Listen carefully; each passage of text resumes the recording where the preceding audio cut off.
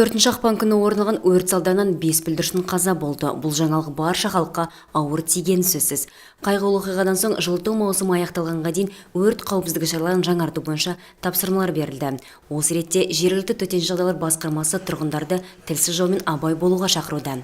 Үйде өрттің алдын алу және қайғылы салдарға әкелуін болдырмау мақсатында Степногорск төтенше жағдайлар басқармасы пешті жылыту кезінде өрт қауіпсіздігі ережелерін сақталуын еске салады. Жанғыш материалдарды пештің үстінде және оған жақын жерде сақтауға, жанып тұрған пешті бақылаусыз қалдыруға, сондай-ақ қадағалауды балаларға тапсыруға, отын және басқа да жанғыш заттар мен материалдарды пешке арналған парақта орналастыруға, ағаш құрылыстардың жанында сөндірілмеген күл мен көмірді төгуге, пештерді қатты қыздыруға тыйым салынады. Қыс айларында орын алатын өрттердің басымы тұрғын үйлерде болса керек. Оған жылытқыш пештер мен аспаптарды пайдалану кезіндегі өрт қауіпсіздік ережелерінің сақталмауы себеп. Осы айтып мәлімдеген мамандар жыл басынан бері тілсіз жаудың салдарынан өңірімізде бір адам қаза тапқан алға тартуда. 2019 жылдың өткен кезеңінде Степногорск қаласы мен маңындағы кенттердің аумағында 10 өрт болды. Онда бір адам қаза тапты.